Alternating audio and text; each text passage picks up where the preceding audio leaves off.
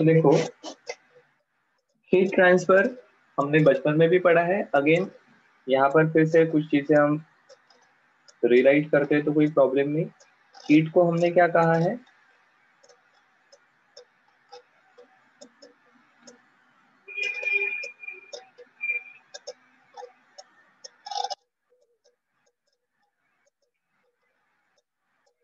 Transfer of energy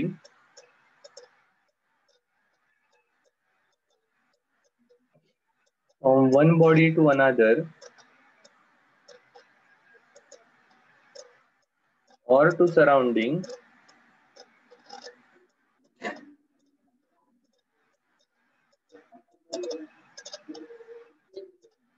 because of temperature difference।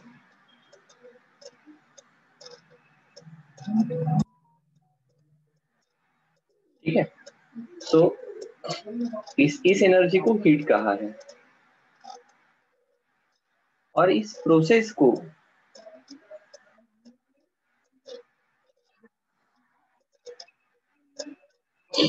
Process of energy transfer in the form of heat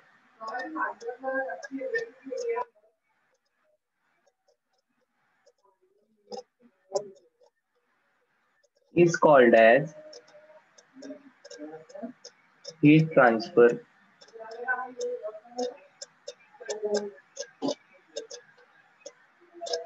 ठीक है, क्या इसके कुछ modes है क्या हीट ट्रांसफर के? Yes sir. Definitely there are 3 different modes. कौन कौन से हैं? Conduction, convection and radiation. बहुत बढ़िया। क्या क्या पता है हमें इसके बारे में? Sir last slide.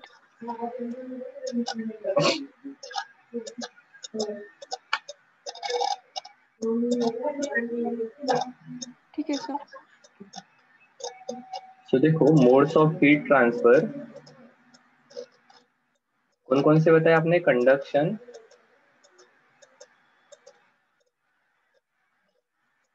Convection and the third is radiation. Radiation. क्या खासियत है इनके बारे में, या कैसे हम इनको एक्सप्लेन कर सकते हैं?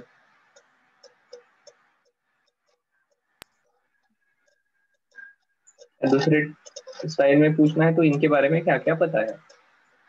Sir heat transfer from other part to the cooler part. तो ये तो हमेशा होगी ना, heat is always get transfer from higher temperature to lower temperature. जिसको हायर टेम्परेचर है उससे आप हॉटर कहोगे, जिसका कोल्डर है जिससे कूलर कहोगे। कुछ तो अलग बताओ। सर कंडक्शन सिर्फ सॉलिड्स में होगा। ओके, कंडक्शन सिर्फ सॉलिड्स में होगा। ओके, और सर सब्सटेंस में डायरेक्ट कांटेक्ट रहेगा एक दूसरे के साथ। ओके, और सर रेडिएशन में वैक्यूम, मतलब वैक्यूम में रेडिएशन के जरिए वो हीट ट्रांसफर होगी। ओके, रेडिएशन के जरिए वैक्यूम में हीट ट्रांसफर होगी। क्यों एटमॉस्फेयर में रेडिएशन के थ्रू नहीं हो सकती है?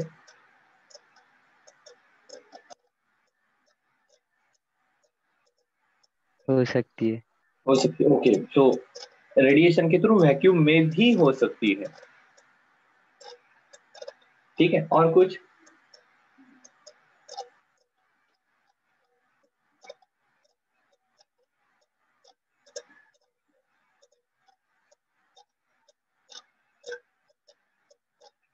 सर बोलो। हीट ट्रांसफर होगी from liquid to gaseous, from lower higher temperature to lower temperature. हाँ, ये तो 110% पक्का है ना। हीट ट्रांसफर के लिए टेम्परेचर डिफरेंस चाहिए, वो हमेशा ट्रांसफर होगी फ्रॉम हायर टू लोअर। इनके बारे में जरा डिटेल बताओ ना। कंडक्शन, कन्वेक्शन, रेडिएशन में क्या होता है? क्या समझा है आपको इसके बारे में इसके पहले जो पढ़ा है?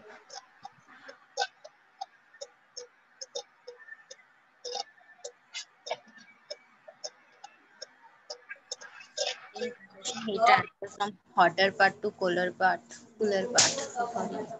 यार आप मतलब क्या, A for Apple, A for and, A for अनार, एक ए के पास ही हो, आगे जाओ ना, जेड तक पढ़ना है हमें।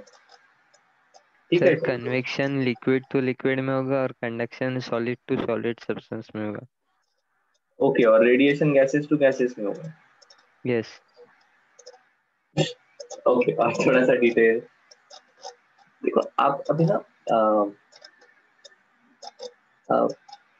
सुपरफिशियल लेवल पर हो, थोड़ा सा अंदर जाने की कोशिश करूंगा। एक्चुअल कंडक्शन होता है मतलब क्या होता है, एक्चुअल कन्वेक्शन होता है मतलब क्या होता है, रेडिएशन ये वर्ड कहाँ पर यूज होता है। ओके, किसी ने तो बढ़िया बताया, कंडक्शन में पार्टिकल्स वाइब्रेट होते हैं, वाइल कन्वेक्शन में पार्टिकल्स मूव होते हैं। बहुत बढ़िया। देखो कंडक्शन ये तब पिक्चर में आएगा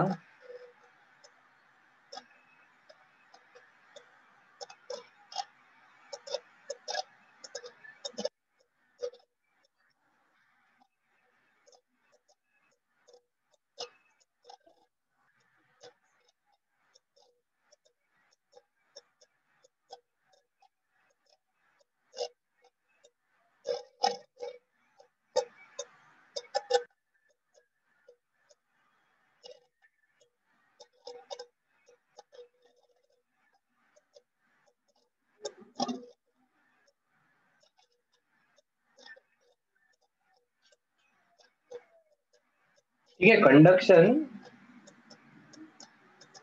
is mechanism of transfer of heat between two adjacent parts of a body or two bodies in contact।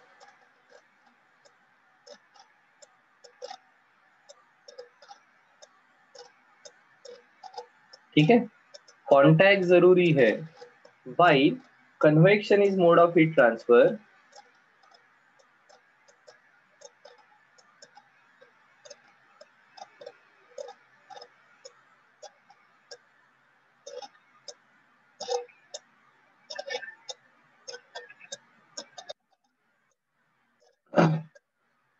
by actual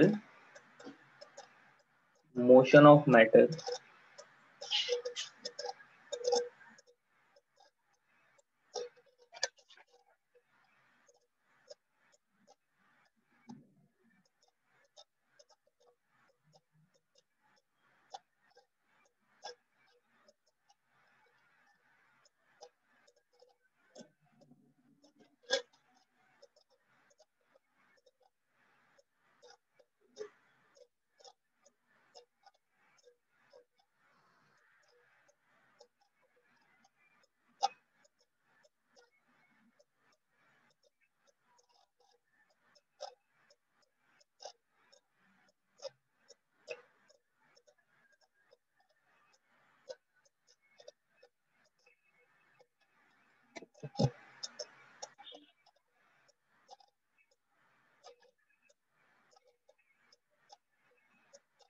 ठीक है, तो ये मेजर डिफरेंस है। देखो कंडक्शन में क्या कहा हमने, हमने कंडक्शन में कहा conduction is mechanism of heat transfer between two adjacent parts of body और two bodies in contact. Convection is mode of heat transfer by actual motion of matter. Actually matter move होगा, ठीक है। And radiation is mode of heat transfer by electromagnetic waves called as radiation. ठीक है, radiation मतलब electromagnetic waves है। And अभी आपको ये पक्के से पता है, इलेक्ट्रोमैग्नेटिक वेव्स के प्रोपोगेशन के लिए मटेरियल मीडियम की जरूरत नहीं है, मतलब जो वैक्यूम में हीट ट्रांसफर होती है that is because of radiation. ठीक है, तो कंडक्शन में क्या होता है,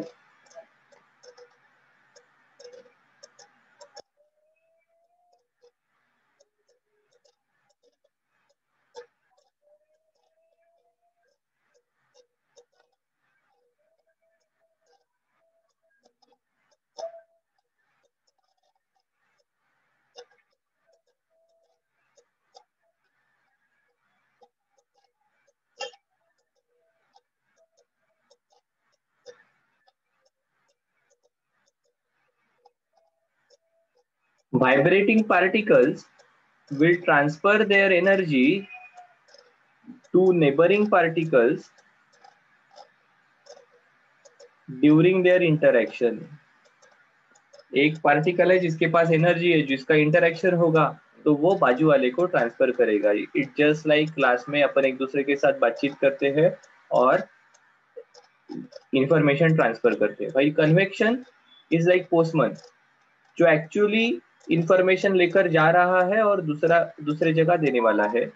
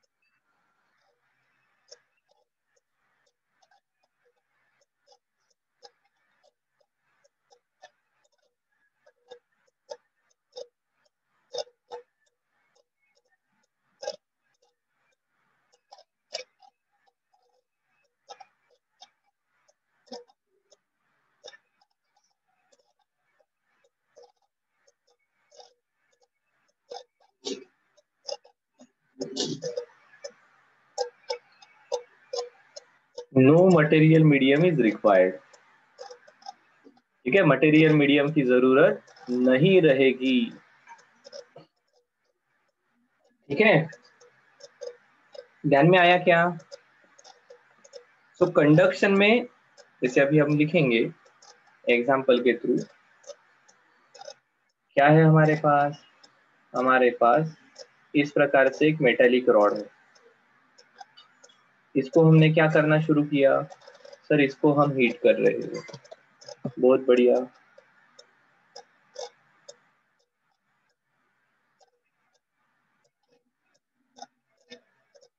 अब धीरे धीरे क्या होगा? ये पार्ट गर्म होते जाएगा. You will observe after some time, अगर आपने एक एक्सपेरिमेंट के लिए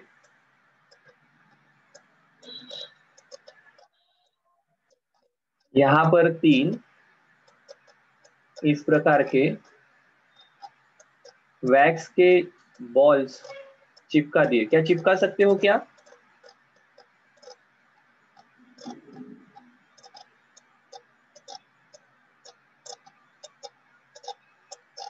हाँ सर कर सकते हैं ना आराम से. क्या उसमें बड़ी बात है? एक ड्रॉप डालो मोम का गर्म मोमबत्ती से और वहां पर ये बॉल रख दो, ये अपने आप चिपक जाएगा, कोई प्रॉब्लम नहीं.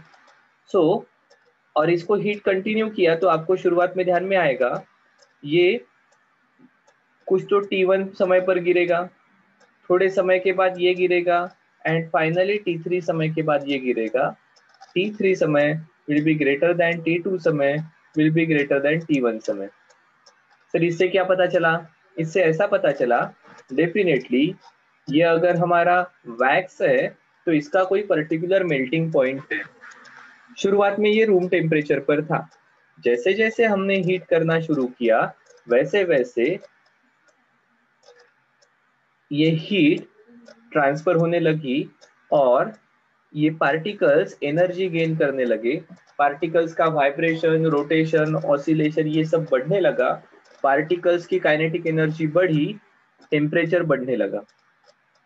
सबसे पहले टेम्परेचर ये A पॉइंट का बढ़ा है, फिर B का बढ़ा एंड फाइनली C का टेम्परेचर बढ़ा है. ठीक है, इसका मतलब जो हम हीट करने की प्रोसेस कर रहे हैं तो उसमें the point which is nearer to higher temperature का सोर्स, इसका टेम्परेचर पहले बढ़ा, फिर दूर के पॉइंट का बढ़ा और सबसे आखिरी में सबसे दूर जो है उसका टेम्परेचर बढ़ा. क्या सही है क्या? हाँ सर. अब टेम्परेचर बढ़ रहा है मतलब डेफिनेटली यहाँ के जो पार्टिकल्स है उनकी एनर्जी बढ़ रही है. हाँ सर, इनकी एनर्जी बढ़ रही है मतलब कहीं ना कहीं से तो एनर्जी आ रही है. बिल्कुल सही है. क्या सोर्स है एनर्जी का? तो यहाँ पर होने वाली केमिकल रिएक्शन के कारण जो एनर्जी रिलीज हो रही है वो एनर्जी हीट के फॉर्म में इस मटेरियल में जा रही है। मटेरियल में जाने के बाद पार्टिकल्स की एनर्जी बढ़ रही है और ये पार्टिकल अपनी एनर्जी बाजू में ट्रांसफर कर रहे हैं। This process is very similar to cycles at cycle stand. एक साइकिल को धक्का मारो, धीरे धीरे वो धक्का आगे आगे ट्रांसफर होता है। सो हमारे यहाँ के पार्टिकल ने एनर्जी गेन कर ली, इसने वाइब्रेट और मूव होना शुरू किया। ये अपनी एनर्जी बाजू वाले को ट्रांसफर करेगा, ये अपनी एनर्जी बाजू वाले को ट्रांसफर करेगा। सो ऐसे धीरे धीरे ये पार्टिकल्स को एनर्जी मिलते जाएगी, पार्टिकल्स की एनर्जी बढ़ते जाएगी। तो हमने जिसे कहा है इंटरनल एनर्जी, वो बढ़ेगी। इंटरनल एनर्जी बढ़ेगी तो टेम्परेचर बढ़ेगा। क्या ध्यान में आई क्या प्रोसेस क्या होती है? हाँ सर। क्या एक्चुअली यहाँ का पार्टिकल जो है वो यहाँ से उठकर एंड पर गया है क्या? नहीं सर, यहाँ का एटम तो यहाँ पर ही है, because it is binded with बाकी के एटम्स। क्या पहले साइकिल ने जाकर आखिरी वाले साइकिल को धक्का दिया है क्या? नहीं दिया है, पहली साइकिल जगह पर ही है। ठीक है, पर ये धक्का, ये एनर्जी आगे आगे ट्रांसफर हो रही है धीरे धीरे। ये आखिरी पार्टिकल, सी वाला पार्टिकल, इसकी एनर्जी भी बढ़ जाएगी, यहाँ का टेम्परेचर भी बढ़ेगा, यहाँ का वैक्स बॉल मेल्ट हो जाएगा। सर अभी ध्यान में आया।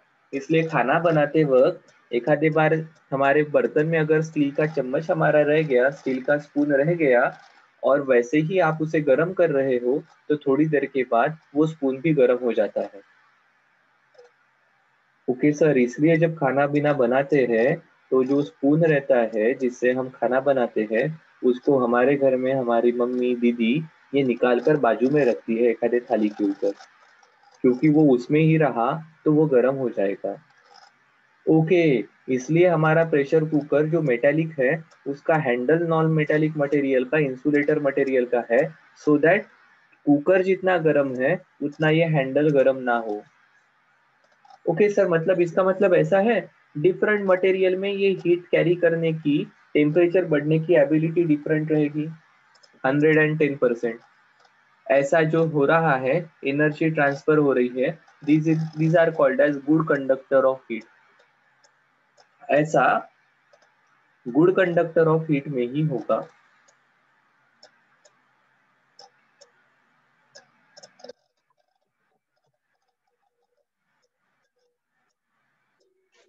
ठीक है, जो बैड कंडक्टर ऑफ हीट है वहां पर इस प्रकार से एनर्जी ट्रांसफर नहीं होती। ठीक है, प्रेशर कुकर का हैंडल गर्म नहीं होने वाला है, because it is bad conductor of heat. ठीक है, और ये अब ये मटेरियल की जो एबिलिटी के बारे में हम बात कर रहे हैं, this ability is called as thermal conductivity. Sir यहाँ के सभी पॉइंट्स का टेम्परेचर सेम रहेगा ना? नहीं, धीरे धीरे ये चेंज होगा। हाँ, there is something called as steady state.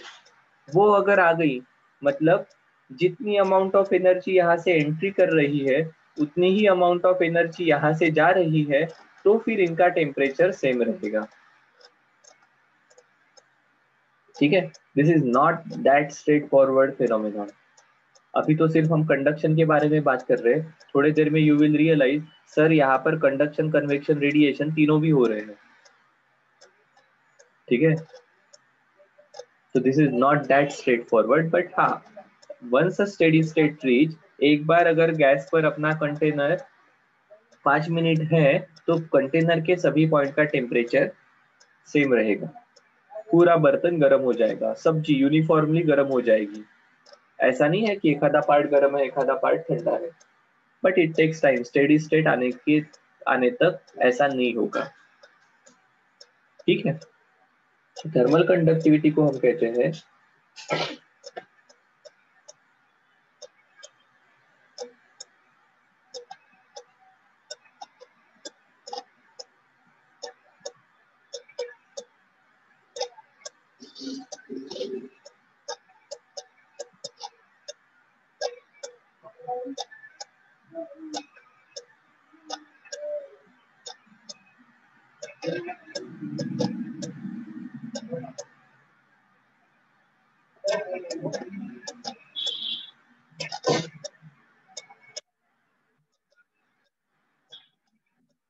ठीक है, ये थर्मल कंडक्टिविटी पर डिपेंड करेगा।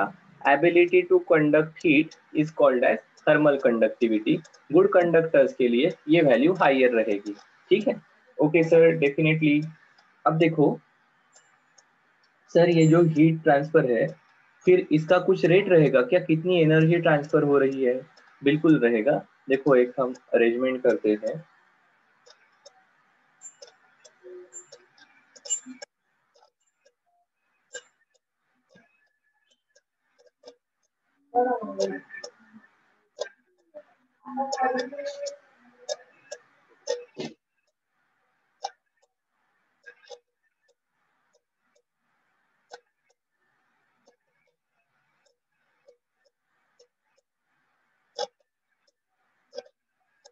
ऐसा हमने इसके ऊपर इंसुलेशन लगाया है।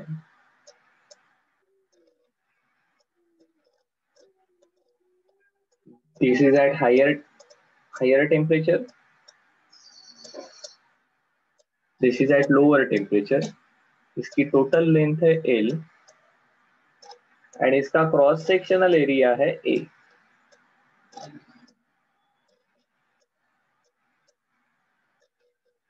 तो डेफिनेटली हायर टेम्परेचर से लोअर टेम्परेचर की तरफ हीट फ्लो होने वाली है। सो ये हीट फ्लो का रेट, कितनी अमाउंट ऑफ हीट जा रही है, ये हीट ट्रांसफर का रेट इज गिवन बाय या इज प्रोपोर्शनल टू, किसको प्रोपोर्शनल रहेगा? Area of cross section. और इसके बीच में कितना टेम्परेचर ग्रेडियंट है? टेम्परेचर ग्रेडियंट मतलब delta T by L. Given length में कितना टेम्परेचर डिफरेंस है? जितना टेम्परेचर ग्रेडियंट ज्यादा, उतना ये हीट ट्रांसफर का रेट ज्यादा। वैसे जितना बड़ा क्रॉस सेक्शनल एरिया, उतनी ज्यादा हीट ट्रांसफर का रेट रहेगा। ऑब्वियसली ना, जितना बड़ा क्रॉस सेक्शन रहेगा उतने ज्यादा पार्टिकल्स रहेंगे। ठीक है, उतने ज्यादा पार्टिकल्स रहने वाले हैं। ठीक है, और जितना ज्यादा टेम्परेचर डिफरेंस, अपने को तो पता है, जितना टेम्परेचर ज्यादा उतने जल्दी हीट ट्रांसफर होगी। ठीक है, सो ये प्रोपोर्शनलिटी का साइन हटाकर आप लिखते हो H equal to K A delta T upon L, where K is called as thermal conductivity.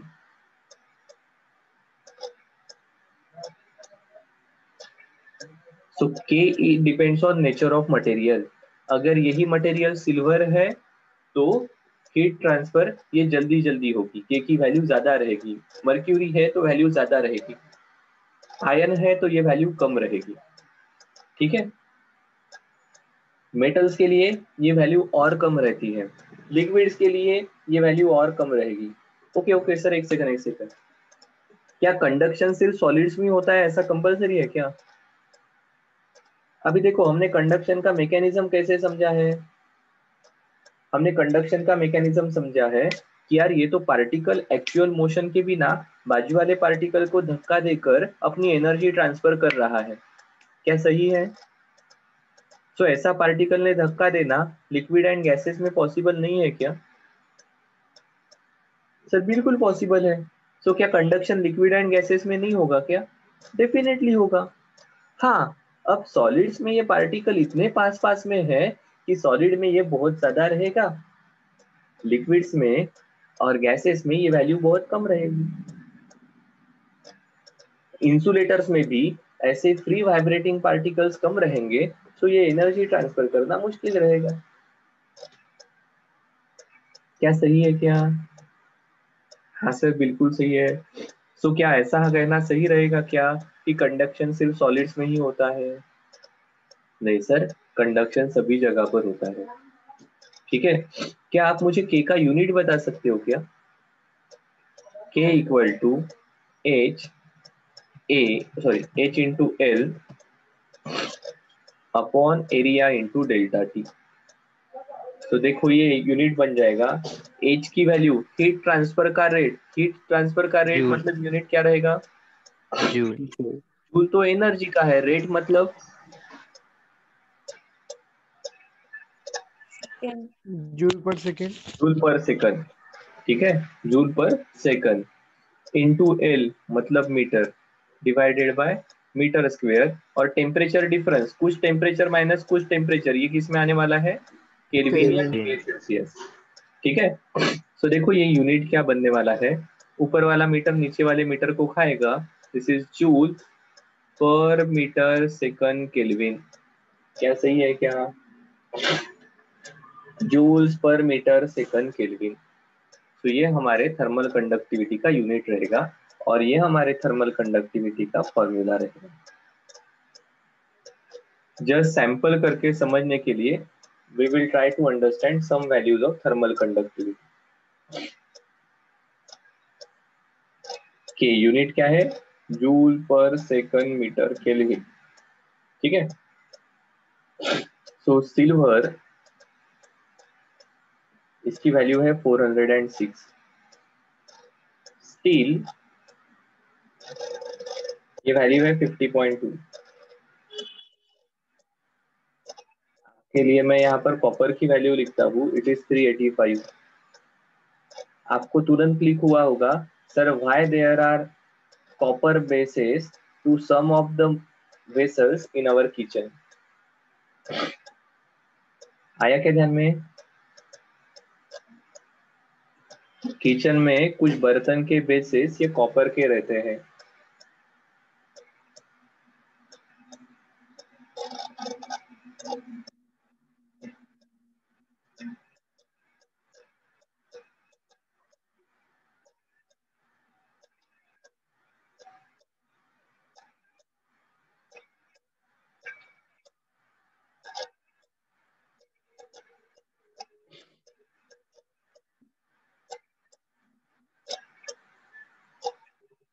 आपको तुरंत ध्यान में आएगा कंक्रीट के घरों के कंपैरेटिवली वुड के घरों में क्यों टेम्परेचर हीट ट्रांसफर कम होती है। For air this value is 0.024, hydrogen this value is 0.14। So liquids भी इन्वॉल्व है, गैसेस भी इन्वॉल्व है, सॉलिड्स भी है, ये सभी है आपके गुड कंडक्टर्स।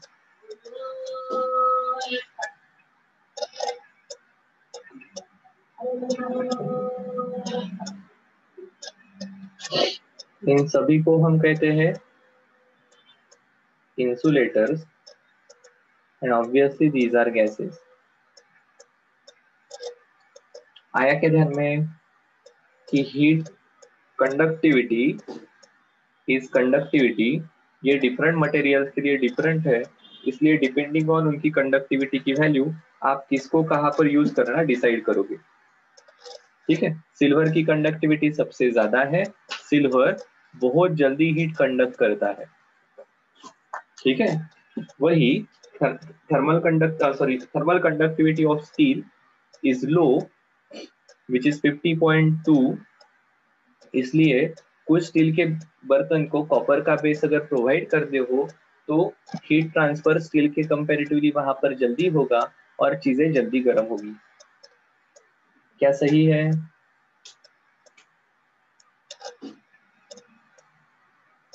ठीक है।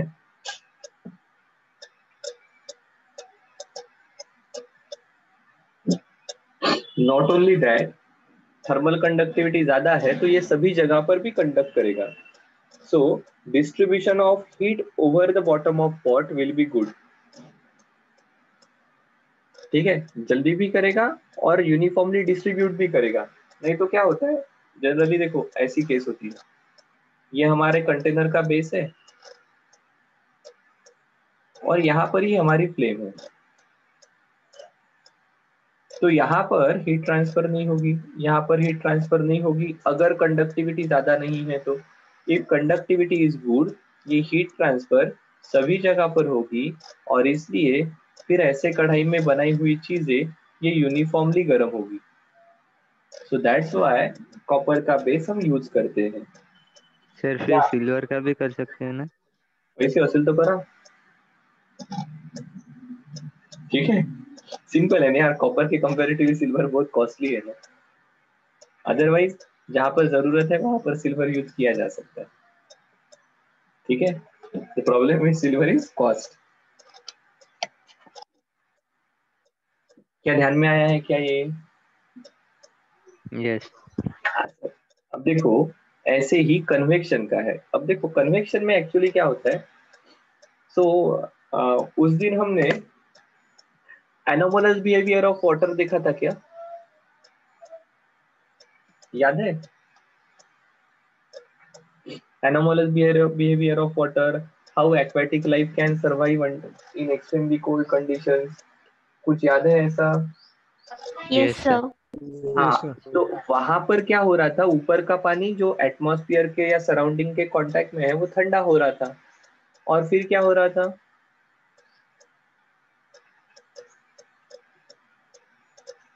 फिर क्या हो रहा था?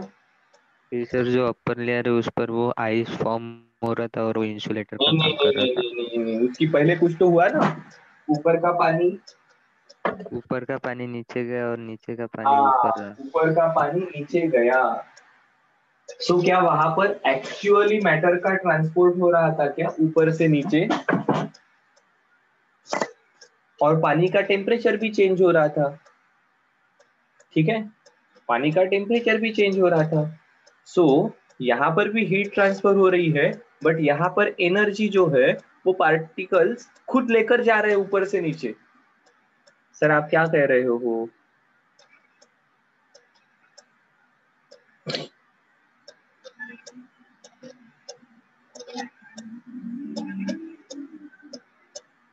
देखो चाय बनाते हो कभी घर में,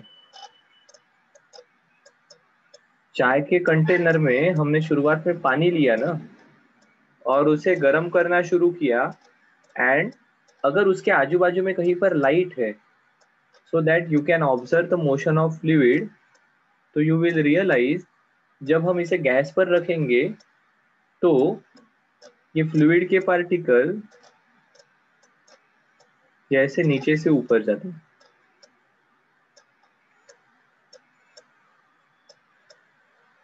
देखा है क्या कभी?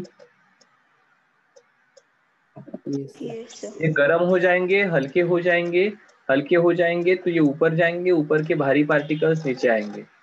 सो एक्चुअली यहाँ का पार्टिकल जिसकी एनर्जी ज्यादा है, जिसका टेम्परेचर ज्यादा है, ये ऊपर गया, ऊपर का ठंडा पार्टिकल नीचे आया। सो यहाँ पर एक्चुअली पार्टिकल्स की मोशन हो रही है। इसका सबसे बढ़िया एग्जांपल है हमारा कूलर। कूलर लगाते हैं तो ठंडी हवा आती है,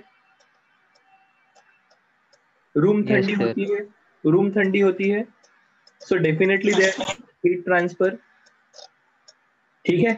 सो यहाँ पर वो जो हवा है, कोल्डर एयर, वो एक्चुअली अपने यहाँ अपने यहाँ खुद के साथ कम टेम्परेचर वाला मटेरियल लेकर आ रही है। फिर क्या होगा, हायर टेम्परेचर वाला मटेरियल वहां से चला जाएगा, जैसे यहाँ पर हो रहा है। यहाँ पर उल्टा हो रहा है, हायर टेम्परेचर वाला मटेरियल ऊपर जा रहा है, ठीक है।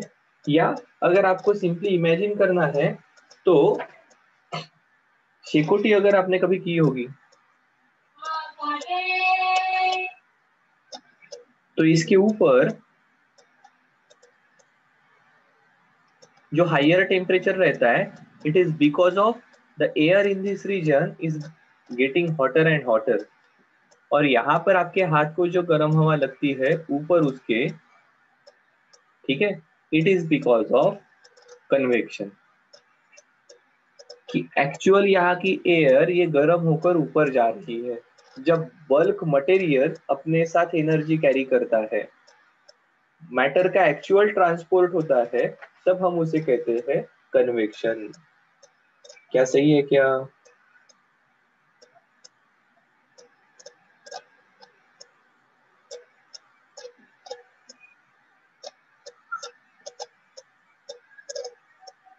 हीट ट्रांसफर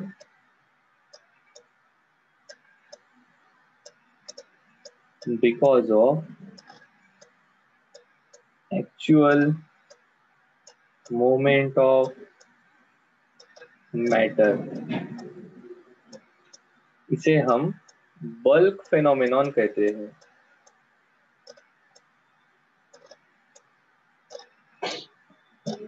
अब देखो, इस प्रकार से मैटर का एक्चुअल ट्रांसपोर्ट क्या सॉलिड में हो सकता है क्या? नहीं sir. So that's why it is possible only in fluids, that is liquid and gas. क्या ध्यान में आए क्या दोनों भी पॉइंट? एक्चुअल मैटर उठकर यहां से वहां जाएगा, जैसा पोस्टमैन क्या करता है, पोस्ट ऑफिस से एक्चुअल आपका इन्वॉल्व आप एक्चुअली आपका लेटर लेकर वहां से उठकर घर पे आता है और आपको देता है। ईमेल ऐसा नहीं करता है। ईमेल क्या करता है, वहां पर जो है वो आपके स्क्रीन पर शो करता है। ठीक है। सो पोस्टमैन में actual there is bulk moment of matter, वैसे कन्वेक्शन में एक्चुअली मैटर खुद ट्रांसपोर्ट होगा। कूलर की हवा हमने देखी है। ठीक है। अब सर ये मैटर की जो मूवमेंट होगी फिर ये जैसे हमने देखा कभी नेचुरली हो सकती है और कूलर जैसे केस में इट में बी फोर्स। हाँ सर बिल्कुल सही है। सो इसके दो टाइप है कन्वेक्शन के, नेचुरल कन्वेक्शन या फोर्स कन्वेक्शन।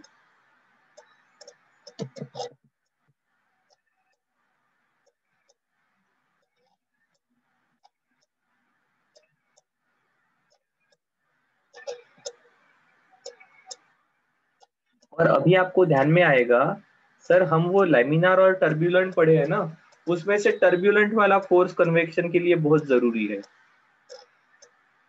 रिगरस मिक्सिंग होगा मैटर का तो सभी जगह का टेम्परेचर सेम रहेगा, यूनिफॉर्म रहेगा। सो कन्वेक्शन के थ्रू हीट ट्रांसफर के लिए फोर्स कन्वेक्शन जरूरी है। सर शायद से इसीलिए चीजें गर्म करते वक्त हम उसे स्टर करते हैं क्या, घुमाते हैं क्या? चम्मच की जरूरत वही है क्या? जितना आप उसे अच्छे से घुमाओगे उतना वो यूनिफॉर्मली सब जगह पर गर्म होगा। So that is force convection. Basundi दूध अगर बनाना है कोजागिरी के वक्त तो अपन उसको घुमाते हैं कंटिन्यूसली, नहीं तो वो लोकलाइज गर्म होता है और वहां पर जल जाता है। ओके सर, ध्यान में आ रहा है अभी? ठीक है। क्या सभी को ध्यान में आया है क्या?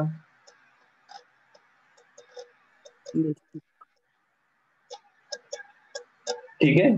सो नेचुरल कन्वेक्शन में मेनली डेंसिटी और बॉयंट फोर्स रोल प्ले करते हैं। ठीक है। और इस प्रकार से फोर्स कन्वेक्शन में there is some external media, जैसे कूलर, वहां पर फैन है, हमारी सब्जी बनाते वक्त या दाल बनाते वक्त चम्मच वो स्टरिंग करता है। ठीक है। गाड़ी का रेडिएटर, वहां पर फिर आपका एक कूलेंट का पंप होता है, वो कूलेंट को सर्कुलेट करते रहता है। ठीक है।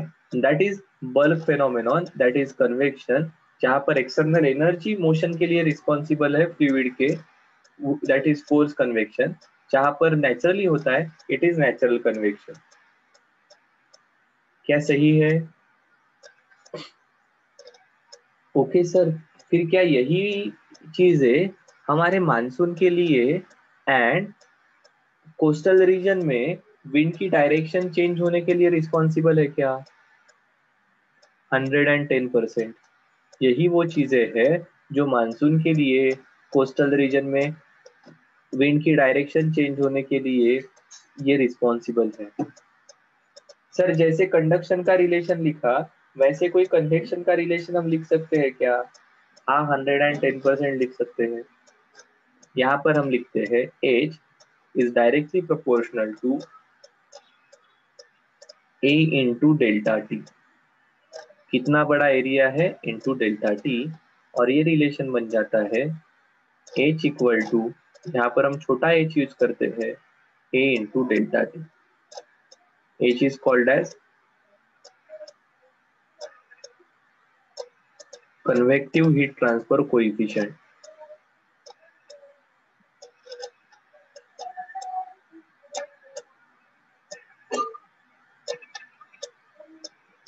सर क्या आप H का यूनिट बता सकते हो क्या? H हो जाएगा H upon A into delta T.